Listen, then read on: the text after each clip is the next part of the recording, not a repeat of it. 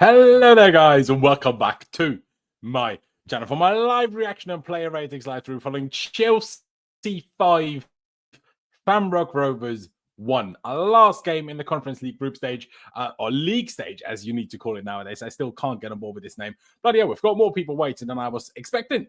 Welcome, everybody. How you all doing? I'm pretty well. You know, we won again. Conference League. I mean, the fun part, the easy part is probably over now. But hey, I'm having a good time in the grand scheme of things. Please ignore the weird red dot on my head. Don't know where that's come from or how that's happened. Don't know why it says 0 viewers here right now. K-Star Gaming, Laus, and CF Lewis, top 2 Chelsea content creators. Shout out Lewis. Shout out K-Star Gaming. Did Lewis redirect here? He might have done that. Shout out you, Lewis. Love you, bro.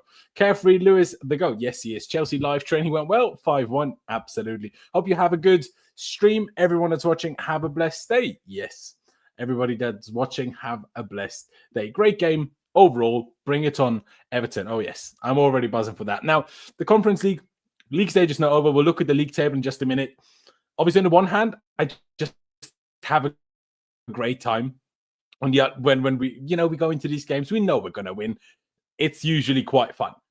It's a bit, how do I say it? It's obviously not we're not super buzzing that we're top of this group stage or league stage phase now. We're not super buzzing about, winning any of these individual games. But hey, we move. I'm happy. I'll take it. We move on.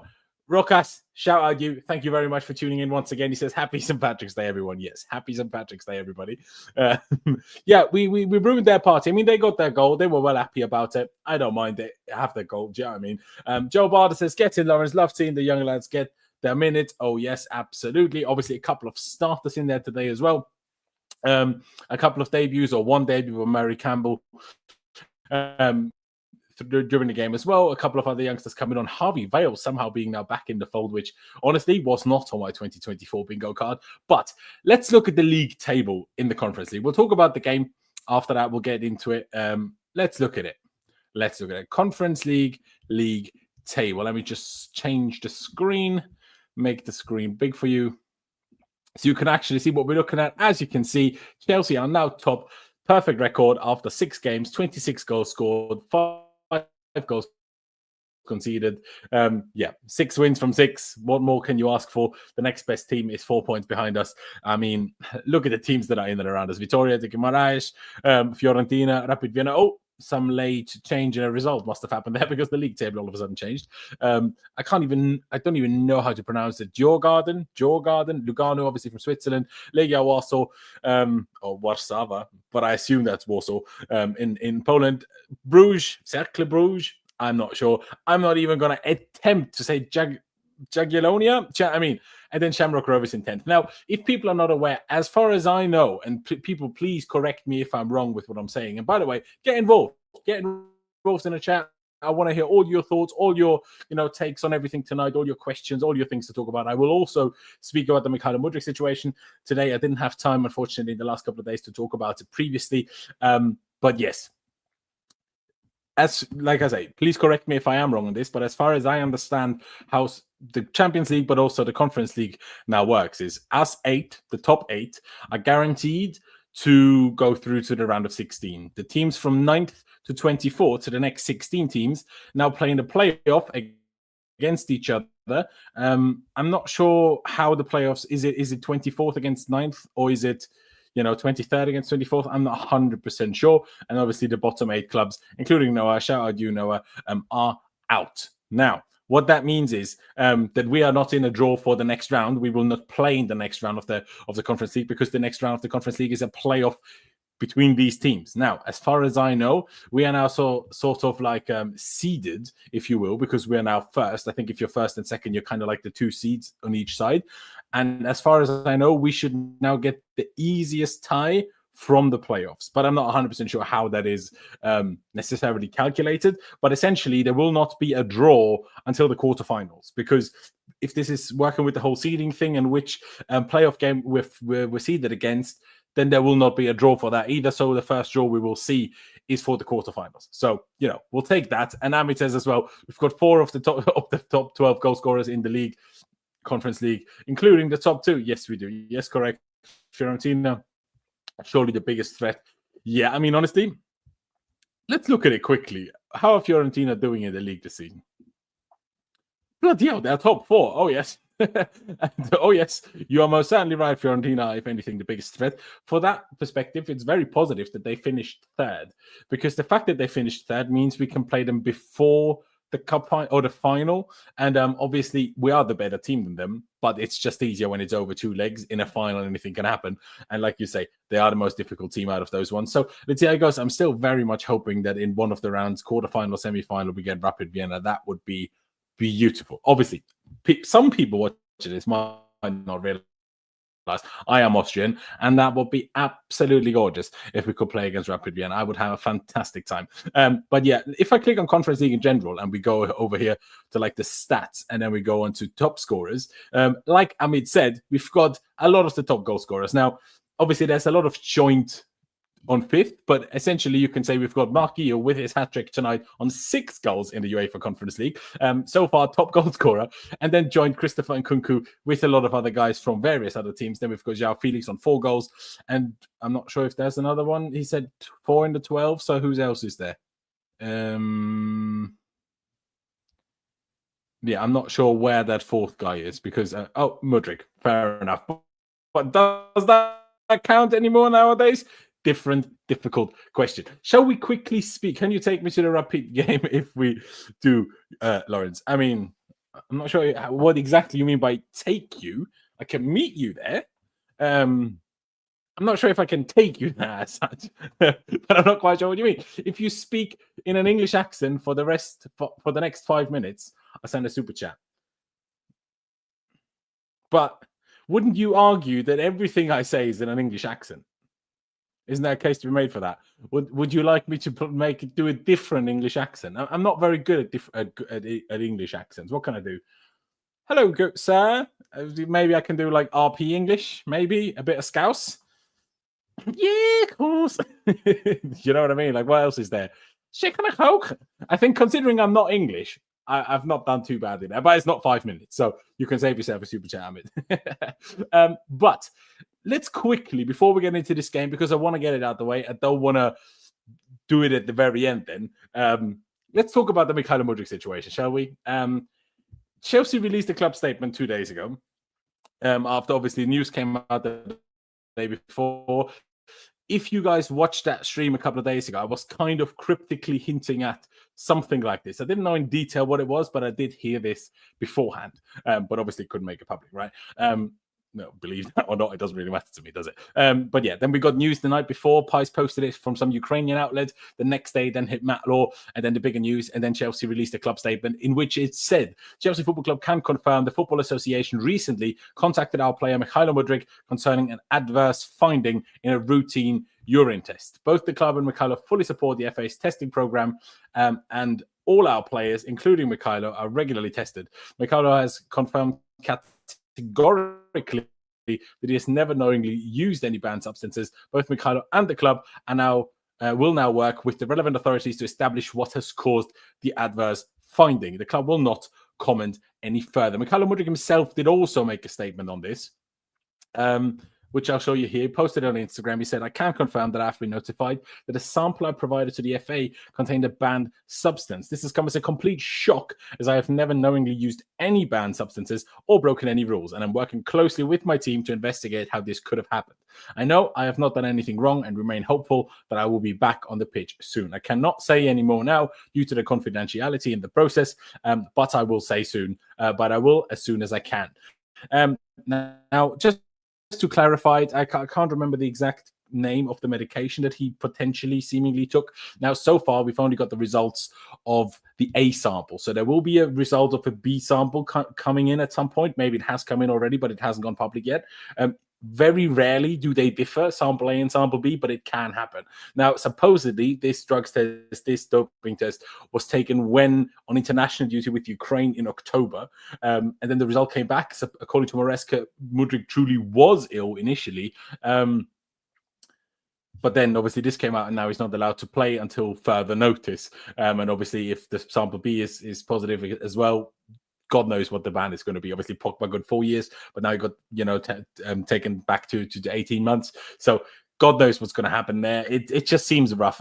What I can say is I can be very damn sure that Mudryk didn't do this on purpose. That I think we can categorically say that Mudryk did not dope on purpose. Not with medication that is not even.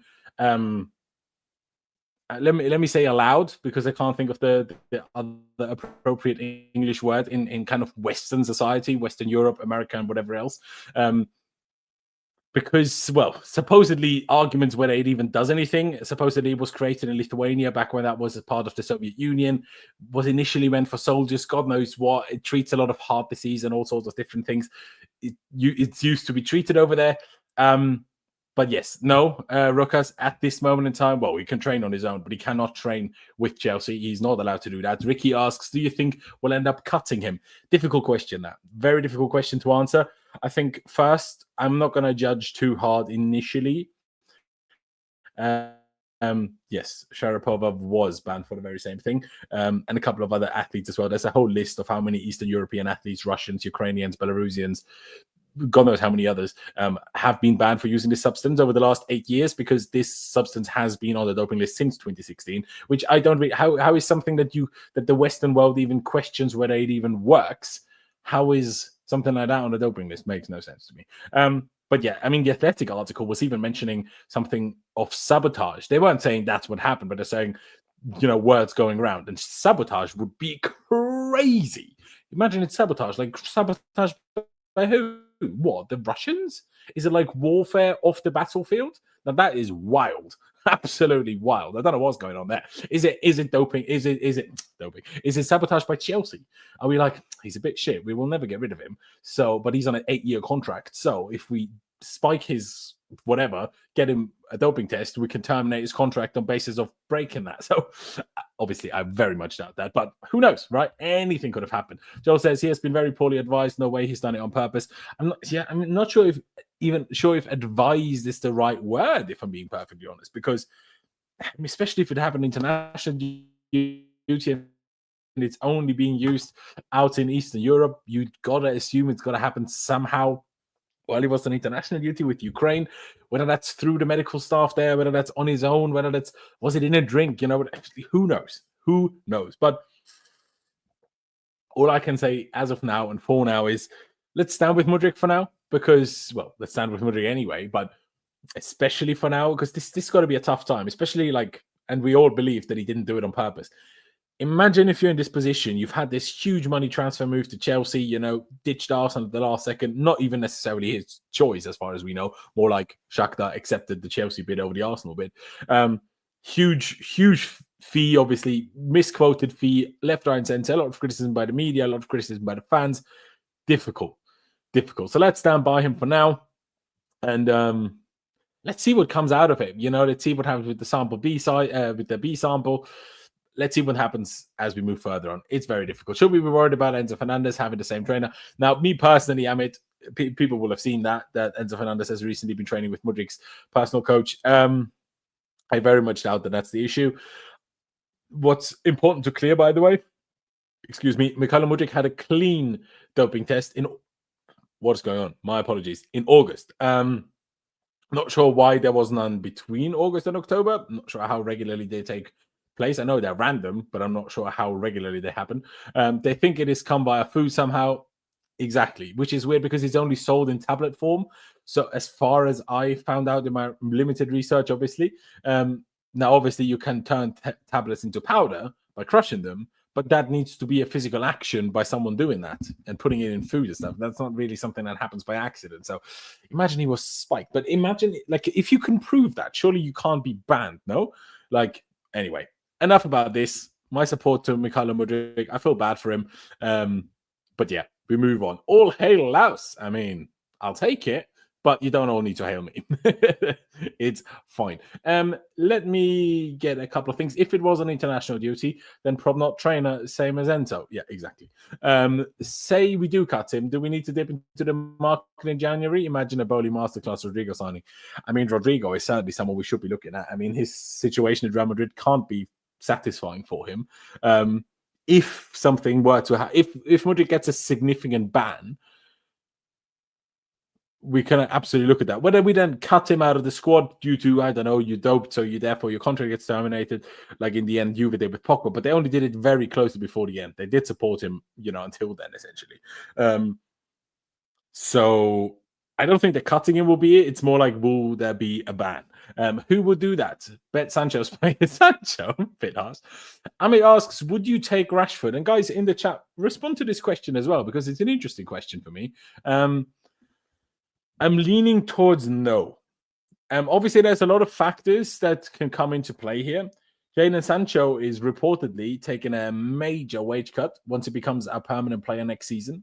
He's obviously still currently on the Manchester United wages. I'm not sure how much of that we are covering, how much of that Manchester United are covering, to be honest. Weird that hasn't been clarified much, because if we are covering it, bloody hell, we're paying big wages. But anyway, if Rashford dramatically reduced his wages to, like, I don't know, anywhere between 125, 130 to 160, right?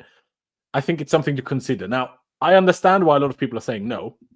No to Rashford, no way, no chance, hell no. To Rashford, hell no, no Rash. I'm out of that discussion. I'll never be happy with Rashford. No chance, mate. See, nobody wants him. But how many people wanted Sancho? So, yeah, it's difficult because he seems to be a bit of a not great influence, but then he seems like a good guy. So I'm like, how bad of an influence can he be? Because Sancho, they were always talking about bad discipline, bad this, bad that.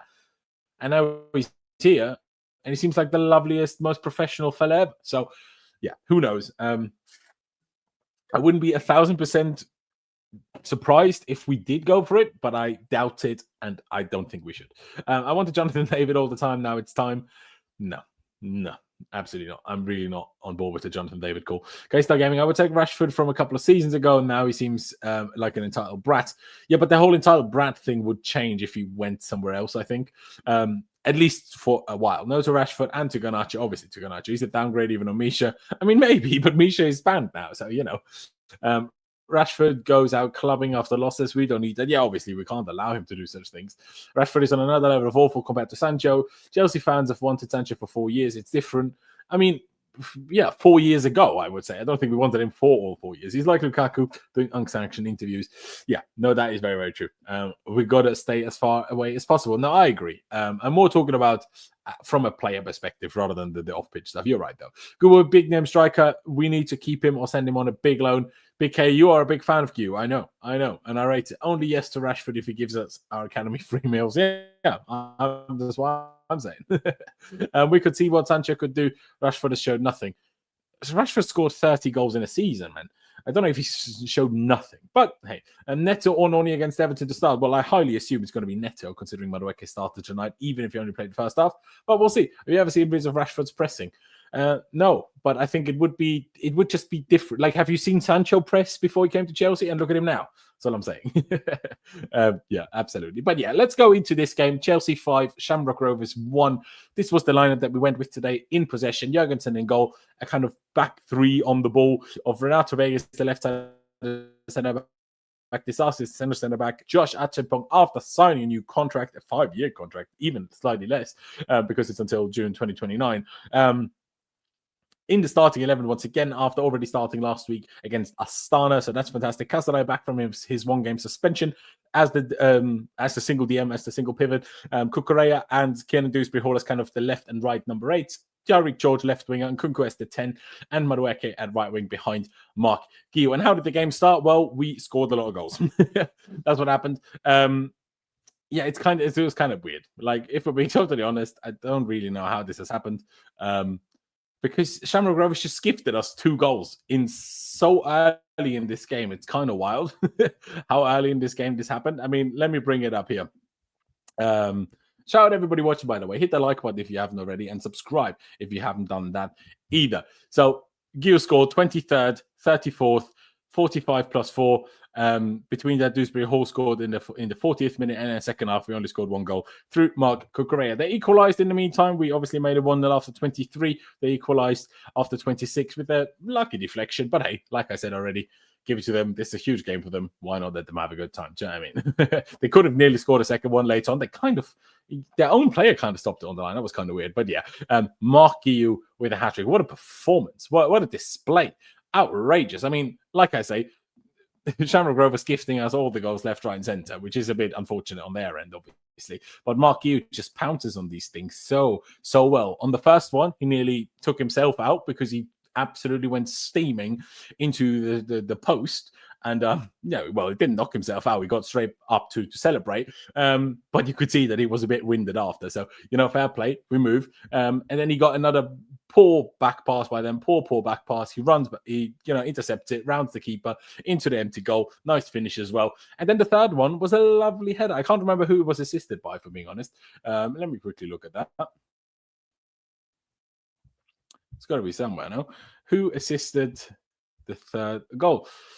None matter what case cross. Yeah, that makes sense. Obviously, like I talked about, Kiernan Dewsbury-Hall made it 3-1 in the meantime. That was assisted by Christopher Nkunku, although not really. He got kind of tackled by the opponent, and that's how the ball fell to Dewsbury-Hall. And then Cucurella, that was actually assisted by Christopher Nkunku, which is nice. So he also got himself involved in a game where he didn't do that much, if we're being totally honest. Now, I don't want to drag this on for too long, so let's get into it. Let's talk about our lineup. Let's talk about our goalkeeper. Honestly, didn't really see him do much. There was one good save that he made early on. Nothing he could have done about the goal.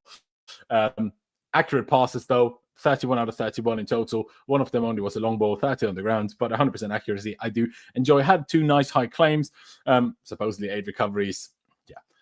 Honestly, I just give him a 6. I just give him a 6, guys, and we'll go to that in a minute. Let's start with Disasi already, just to get something more in before I constantly switch screens. 99% passing accuracy, obviously played 59 minutes. After that, he was subbed off and replaced by Mary Campbell. Didn't notice him much. 2 accurate long balls, I guess it's nice. Had 1 ground duel, only 2 out of 4 aerial duels. That should be a bit better. But the goal is just unlucky. I'm not going to blame anybody for this goal. Obviously, the person that deflected it was actually just at a Kazadai. But I'm going to give Jurgensen a 6, and I'm going to give Disasi. What do you guys think? Let me know. What would you guys give Disasi? I'm thinking 6.5 or 7. Is that fair? Joel says Disasi was fine. He's quite a good captain. In these small games. What does that even mean, Nahim? What does he say? You should behind Jackson, move Nkunku to the 10 and Guiu backup striker for Jackson. Yeah, I actually know what he means. He's basically saying in the Premier League, it shouldn't be Nkunku that comes on for Jackson when we need to sub off the striker. He's basically saying it should be Guiu. And honestly, I don't really disagree. Kind of reminds me of a pre-ACL Broja. Honestly, Broja is looking quite decent at Everton since coming back from that injury. But anyway, in 4 years, Guiu will be a top striker. Mark my words, hopefully. And he's already, bloody hell, already top goal scorer in the Conference League so far. I only watched the first half as it was all clear. I turned on Spurs United. What a mad second half. Oh, yes, bloody hell. I just, when I went to the toilet before going live here, I saw the 2 howlers by Fraser Forster. Bloody hell. How was Chelsea in the second half? Honestly, we scored a nice goal through Cucurella. Otherwise, nothing happened. Nothing happened. We made a lot of subs. Tariq George could have scored. João Felix could have scored, but it was very much a standoff second half where Shamrock Rovers knew they weren't going to win. We knew we didn't need to absolutely kill them.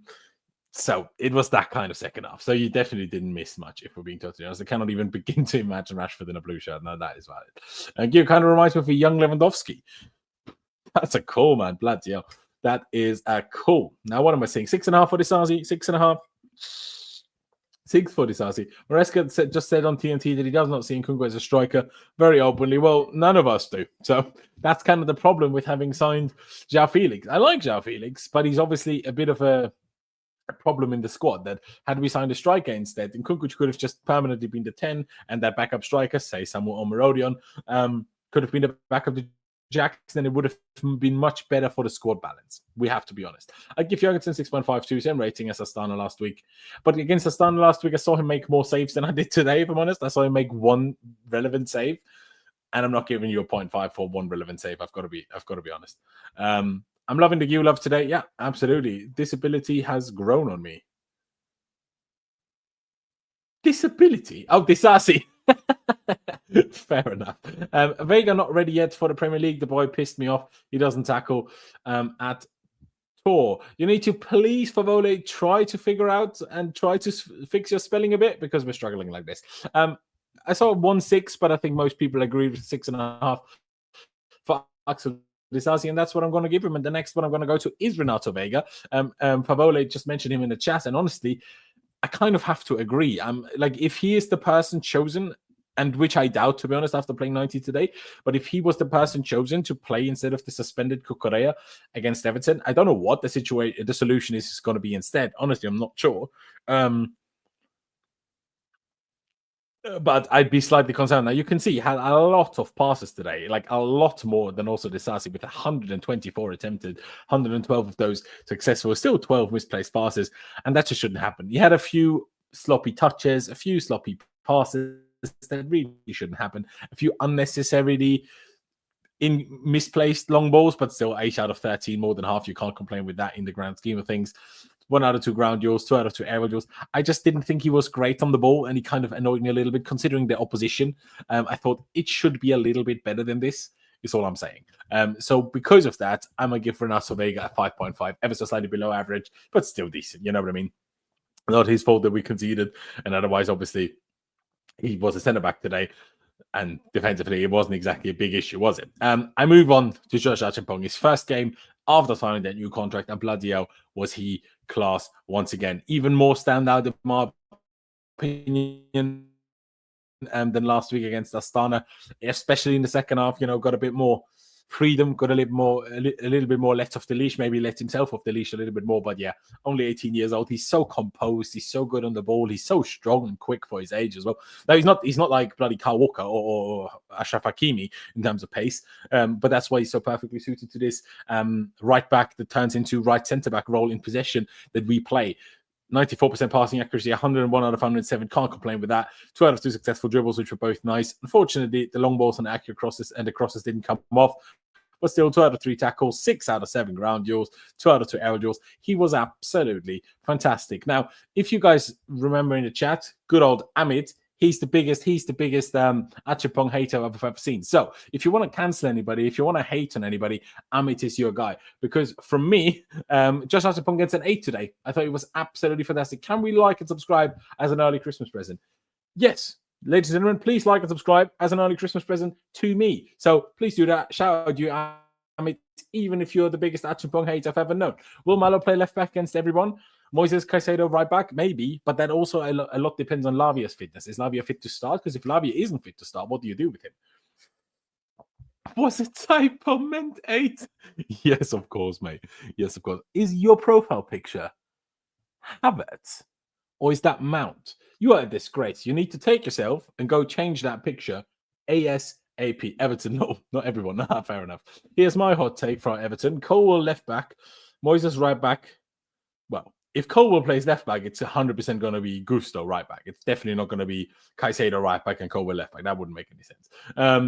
Super not correct. Yeah, there you go. Does Acheampong solve our Reece James problem? Now, I think that's maybe stretching it a little bit to go that far yet, but I think he's doing a good job. And I loved as well Enzo Maresca in a pre-match press conference being asked about Acheampong, and he explained 2 very important things and 2 things that I enjoyed a lot.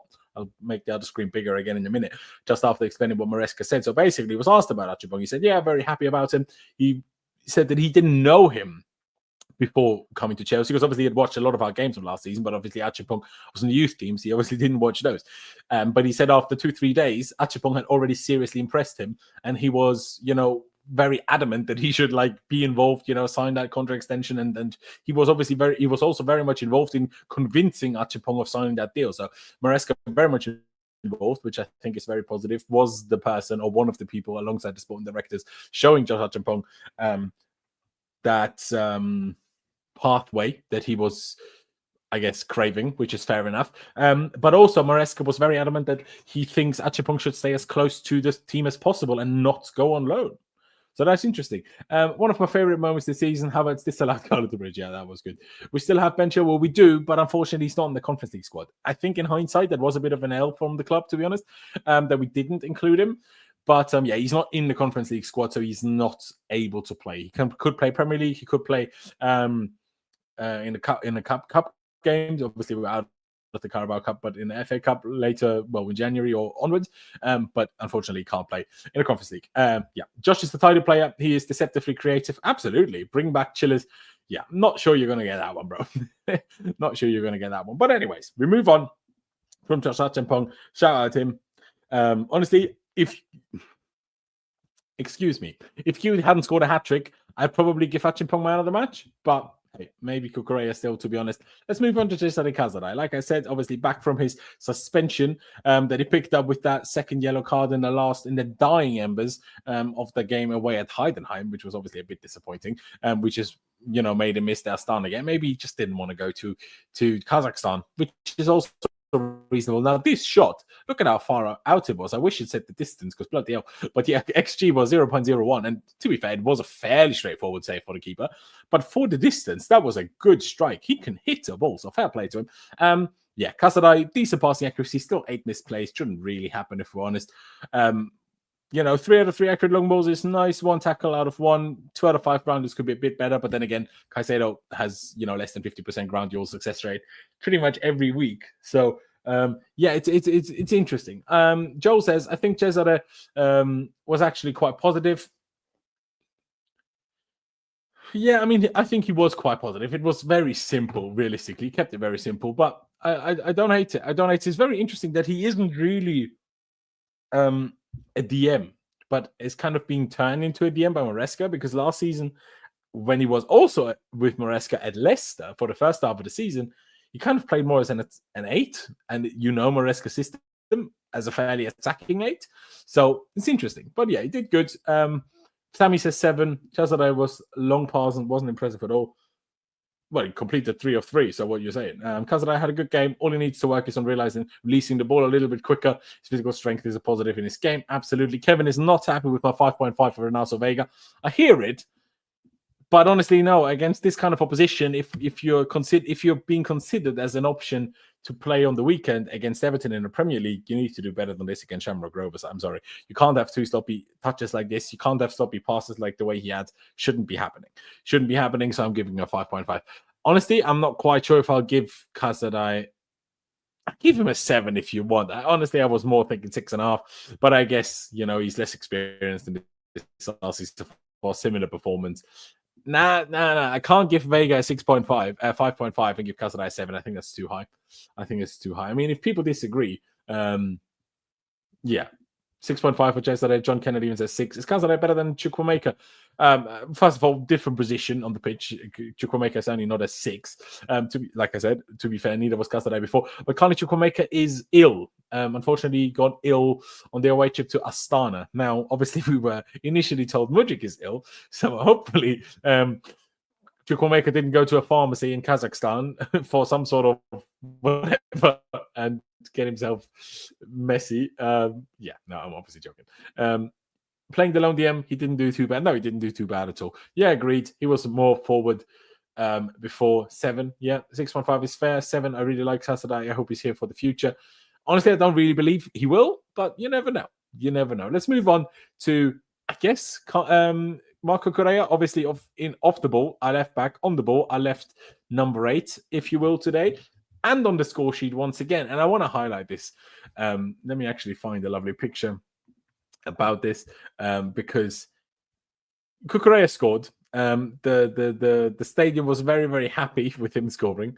Let me use this picture. It's a nice picture. I was very, very happy with him scoring. And then the whole of Stamford Bridge started to serenade Marc Cucurella, and I couldn't really believe what I was witnessing. I genuinely couldn't believe what I was witnessing. By the way, it says what a picture there. For a Conference League game, for Stamford Bridge to be this loud to sing Marc Cucurella's name is crazy. It's crazy. I absolutely loved it. I love the love that it's getting. On mine and Pice's podcast, by the way, Chelsea Unfiltered, link is always down in the description. The latest episode came out this past Tuesday. Next episode will be out on Tuesday morning, Christmas Eve. So if you've got spare time, car ride, train ride, whatever, chuck on Chelsea Unfiltered. Follow us on Spotify or Apple Podcasts, whichever platform you do use to consume your podcast.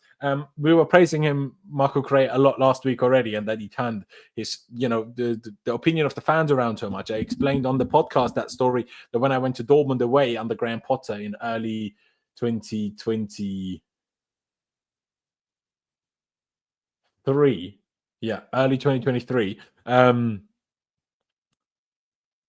That whenever Marco Cucurella touched the ball, some people in the away end were booing him every time he touched the ball. To go from that to all of Stamford Bridge singing his song and his name. Stamford Bridge doesn't sing individual player names and songs very often. Obviously, there was the Kai Havertz one, which was sung quite a bit, as much as we might regret that now. Obviously, Eden Hazard had very much a poor chant. It was very basic, so it was quite easy to get going in that sense.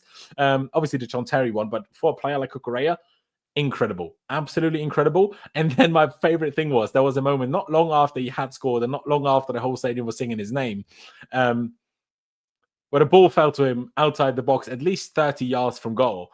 And I've never heard Stamford Bridge.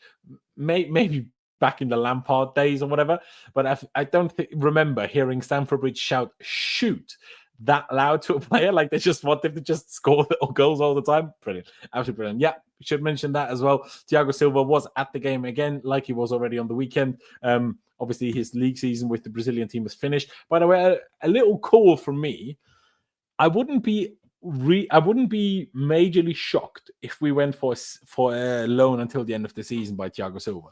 The Brazilian league doesn't start again until March. He could join us on loan until then. I'm not saying it will happen, but it could happen, especially obviously with our centre-back situation. Now, we might go for another centre-back, but obviously Thomas Araujo, we might have been interested in from Benfica signing a new contract. We know dealing with Benfica, dealing with Rui Costa can be a bit of a pain in the backside. So who knows whether that's going to happen. But, I mean, everyone shout and shoot. Yeah, exactly. The thing with Cuckoo, and it's weird, is that he's playing the same way he did in his bad season. Props to him for believing his game and sticking to it. Absolutely.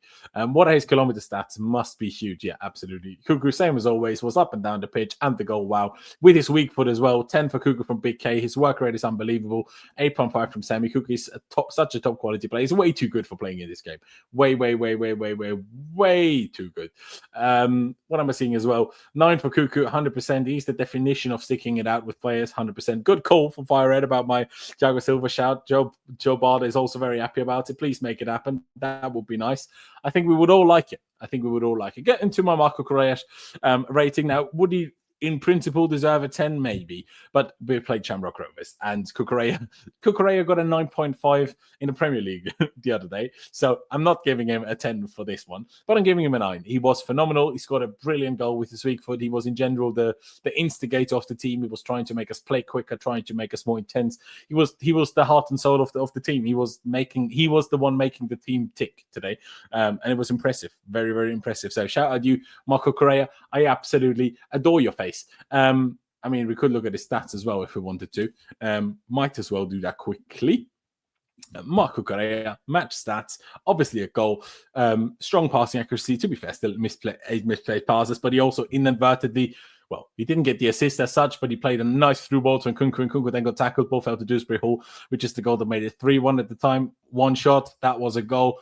Only attempted one cross, which is interesting because the second half he actually played left mid a lot. So that's interesting. 1 out of 3 long balls. That's not his game. You don't see Cucurella being incredible from the stats.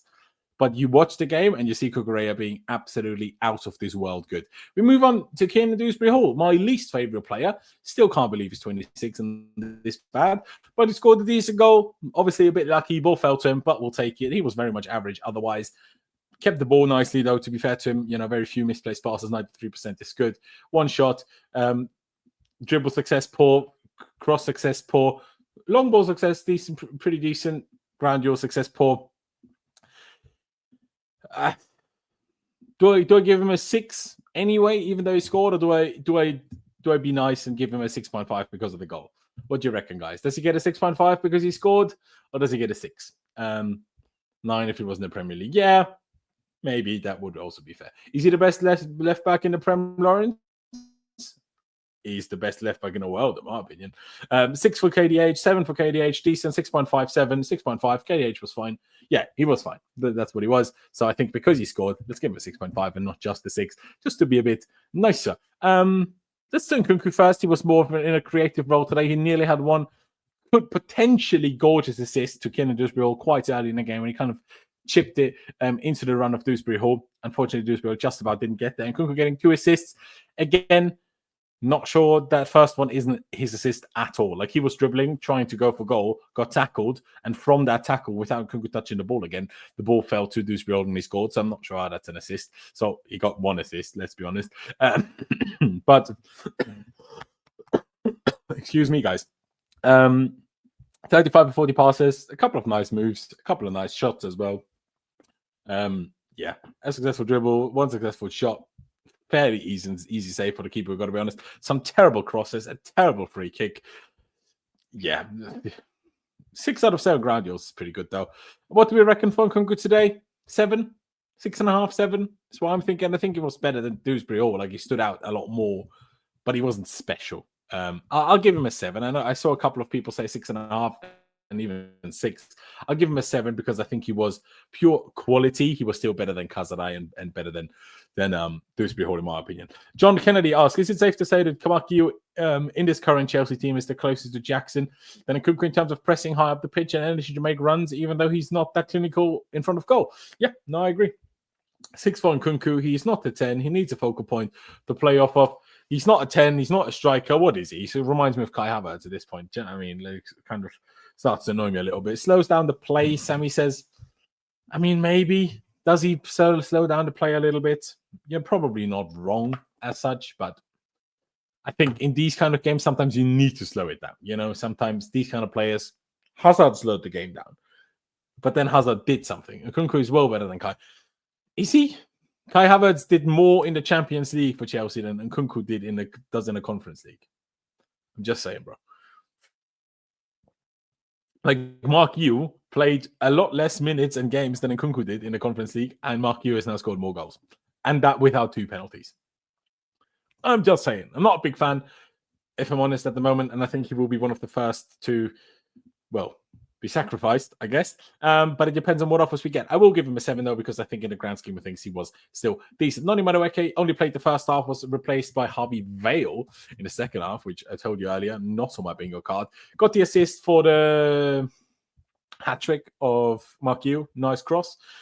Was beating his man every now and again, was trying.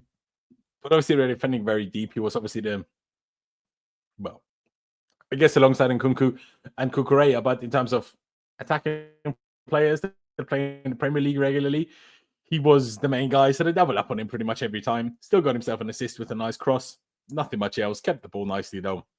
He didn't look super up for it today, to be honest. 4 out of 5 dribbles completed is strong. 3 out of 5 crosses is very strong. 5 out of 6 round duels, very good. I'll give Noni a 7 as well, or 7.5. Noni's work ethic is weird. Yeah, his work ethic wasn't at the best today. But then, you know, sure, I can be upset about that, but my days. If you 95% play in the Prem and then you play against Shamrock Rovers, am I going to be mad at you for not running as hard? No. I'm giving it a 7.5. I think it was good in the grand scheme of things. And then we move over to Tyreek George. Now, Tyreek George is a tough one. Alongside Josh Achimpong, sorry, this is, hey, I've been speaking by myself again for 43 minutes. So at some point, I run out of words. Tyreek George, alongside Josh Achimpong, was now officially promoted from the academy into the first team. They train with the first team every day. They have their seat in the first team dressing room now with the names on top and everything. So he's very much in the group now, obviously due to Mudryk's ban, or even if for now provisional ban. Tyreek George, obviously the next in line, essentially. That's why he started again today and not Mudryk. If he is even not ill anymore, God knows what that situation is. Played the first half at left wing, played the second half at right wing. Could have scored. I really hope that he gets his first goal soon. It's a bit of a shame that now he's gone through the whole Conference League group stage. Obviously didn't always play a lot, but towards the end now, unfortunately, without getting himself a first goal, obviously early against Noah. Was it against Noah or Ghent, where he missed his absolute sitter? That was a bit of a shame. But yeah, he had a good game today. He doesn't feel like the biggest talent to me. He doesn't feel like a Hudson-Odoi at all. And Hudson-Odoi, you know, after the injury wasn't quite that anymore, but he doesn't even remind me of a Hudson-Odoi after the injury. Obviously, he's 18. He's very young.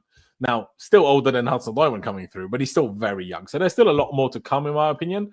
But for now, I don't realistically think he's ever going to be a Chelsea starter week in, week out. That's just me. I could be wrong. Maybe he takes significant strides, but he had a decent game. 1 out of 5 crosses is okay. Completed 1 at least. 1 out of 2 long balls. 2 out of 4 dribbles is all right. kept the ball, only 6 misplaced passes. Can't complain with that. 2 out of 5 ground duels is all right. What do people think about Tyreek George? Shall I just give him a... Ooh, bloody hell, I was baffled. Bloody hell. I'm really surprised by how high everybody's ratings are. I'm really surprised. Maybe I am. Maybe I am. Not on purpose, bloody hell. I was thinking like 6.5. And I was thinking that's already kind of being nice. If I'm honest, if 6 is the average rating, I think Tyreek George today was average. Not bad. But again, we're playing against teams who are much worse than we are. So, maybe I'd give him a 6.5. Maybe I give him a 6.5. I can't go that high. Sorry, guys. I can't go that high. He says, yes, stamina for days, bro, defending till the 89th minute. I wish the best for him. I wish the best for him as well. And to be fair, he is doing well in terms of work rate. Absolutely. I give him a 6.5. Maybe a 6 was a bit harsh. But yeah, a 6.5. I think it's good. I can't give him the same as Nkunku. I don't think I can justify that, if I'm honest. Didn't score, still gets the same as Dewsbury-Hall. He was better than Dewsbury-Hall, but didn't score. So, and now we get to the man of the moment, the man of the day, the man of the evening, the man of the hour. I could just give him 3. Do I still have that? Yes. I could just give him 3 goals. Do I give him a 10? I probably should. How many career hat-tricks is he going to score? Maybe a few more, maybe not. Let's look at his stats and then I'll make my mind up. In the end, obviously, both of the first 2 goals very much gifted to him, but a lot of determination. The first goal, not being bothered about clattering into the post. The second one is good anticipation, good pressing, good intensity, good speed, good finishing as well. Weak foot around the keeper. Angle was quite tight. The header was strong. Good header. Good in the air. Good direction into the side netting. Can't complain with that. Only misplaced 1 pass. 4 out of 4 shots on target, 2 out of 3 dribbles successful. Bloody hell. 2 out of 5 ground. Okay, that could be a bit better. I'm giving him a 10, guys. I'm giving him a 10. This is Marc Guiu.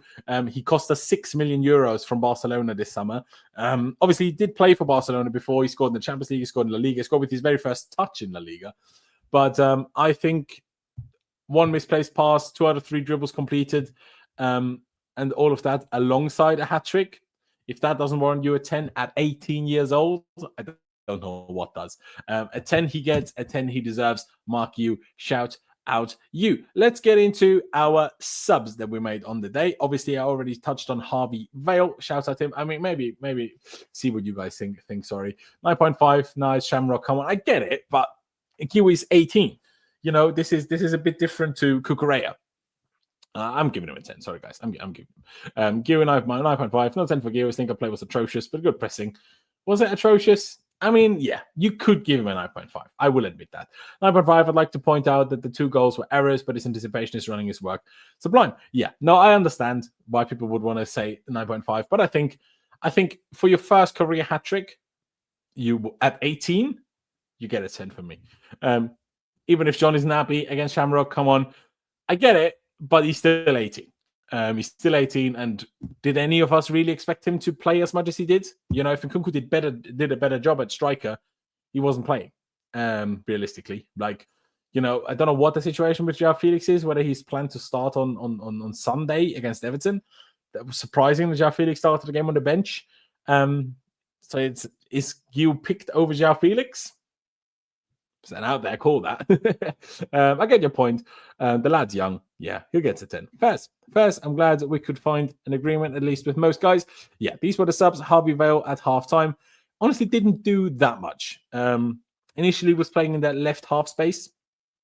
Let me shift it around then in a minute how he actually played. But he played in the left half space with Cucurella essentially going to left mid. 5 misplaced fouls out of 10 isn't amazing, I gotta say. 1 out of 3 crosses. I saw him look for the ball quite a lot, drop himself, make himself available, take players on, try things. Wasn't fully working out, but I thought he had a decent performance. I'll give him a 6.5. Harrison Murray Campbell came on for Disasi, and then Josh Achampong moving the central centre back, and Harrison Murray Campbell playing as the right centre back. Yeah, was one moment where he didn't look great.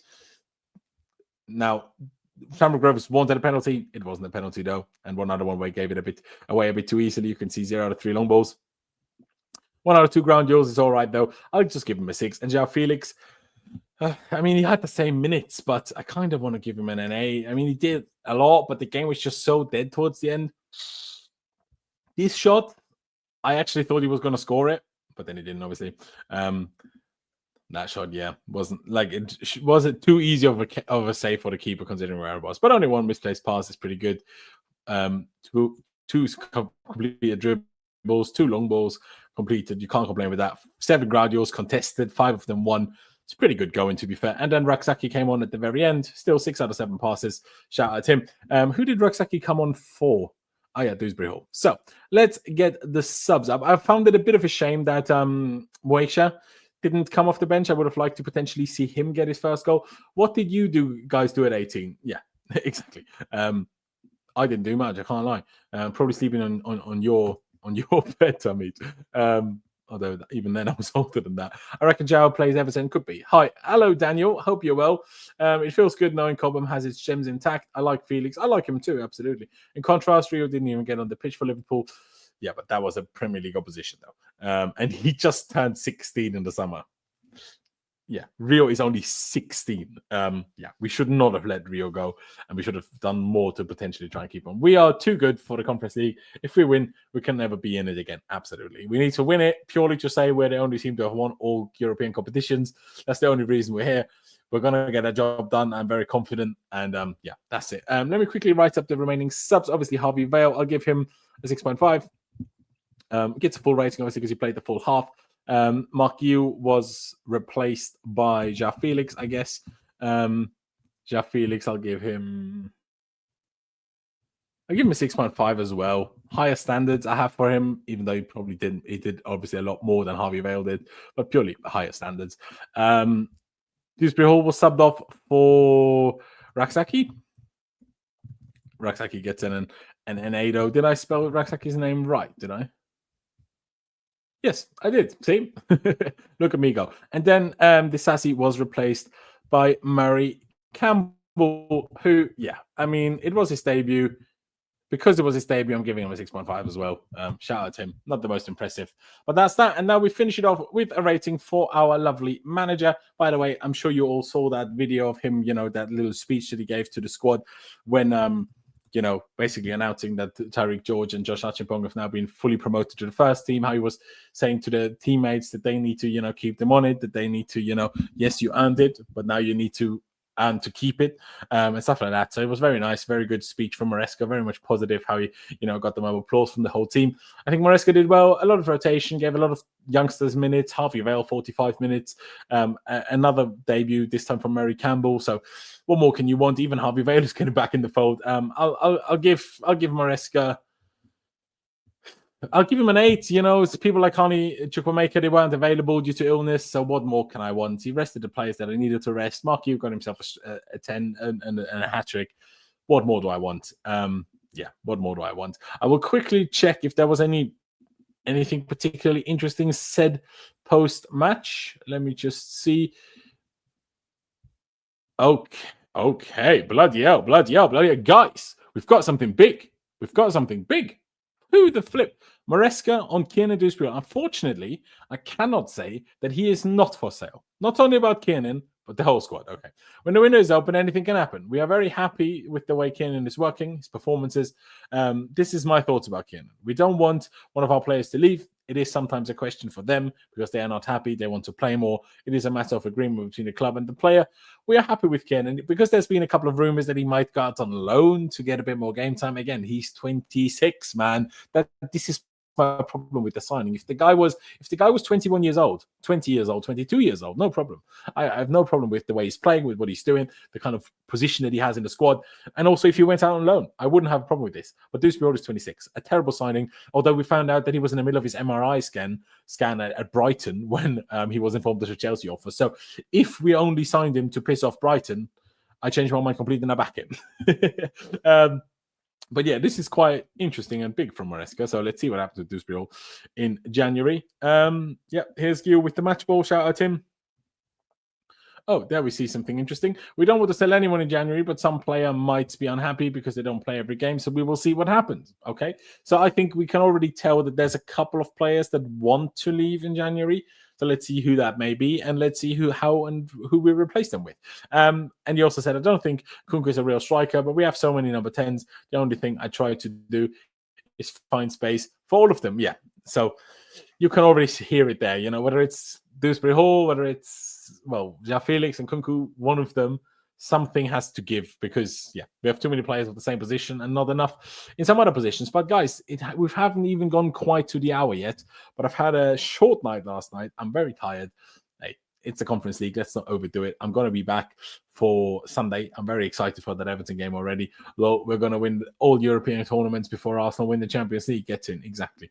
Maresca rating 2. Yeah, I just gave him an 8, bro. I'm 8 for Maresca. Shows his tactical flexibility, communication, in point after young lads execute their roles perfectly. When will Conference League draw be made? I want to play Fiorentina in the final. Well, actually, okay, let me bring it up again because clearly you and maybe a couple of other people weren't here at the beginning when I tried to explain my best of how the Conference League will go from now. I'll bring it up again. I'll quickly talk through it again, and then we're going to finish this one off. So let me bring up the Conference League table again. So we finished top. Fiorentina only finished 3rd. Now, what that means, Daniel, is that because we are now in the top 2 seeds with Vitória de Guimarães, is, as far as I know, we are the 2 different ends of the spectrum. And I'm not sure if Fiorentina are guaranteed to be on ours, but there is a chance, like Vitória de Guimarães, we can only play in the final. We can't play them before. Fiorentina, had they finished 2nd, the same would have applied. But now it would, as far as I know, be more likely for us to meet them in the semifinals. But I'm not 1,000% sure either. Don't get me wrong, right? So the first 8 are guaranteed to the round of 16, while 9 to 24 play in the playoff, which means there's no draw now. And then as far as I know as well, the seeds is what chooses which playoff winner you play against. So there's also no draw, as far as I know, for the round of 16. So the first draw we will see next will become probably April time. April time for the quarterfinals. That's when we will have the first live draw. But yeah, thanks, Laurenz. By Joel, thank you very much. Big love. Good night, man. Thank you very much. When's the draw? Like I say, no draw, as far as I know, until the quarterfinals. Rest up, big man. We're going to be top of the league. Mate, if Spurs do something against Liverpool, if Liverpool drop points and we beat Everton, we're top of Christmas. Would be mental. Absolutely mental. Big K, 10 for Laurenz. Hey, appreciate all of you guys that have tuned in tonight. Hit the like button for me if you haven't done that yet. All of you guys, every like helps to spread these streams out to more people. Subscribe if you haven't done that yet. Chances are all of you guys that are here right now are already subscribed. But hey, if any of you are not, please do. I appreciate you all very, very much. But like Daniel says, please bring back Champions League football next season. Oh, yes. Please bring back Champions League football next season. But yeah, ladies and gentlemen, thank you very much for tuning in. I appreciate you all very, very much. Up the Chelsea, upwards and onwards, on road to winning our next European trophy. I can't wait. Up the Chelsea. I'm messing up my own outro. Like I say, up the Chelsea, upwards and onwards. And I will see you next time.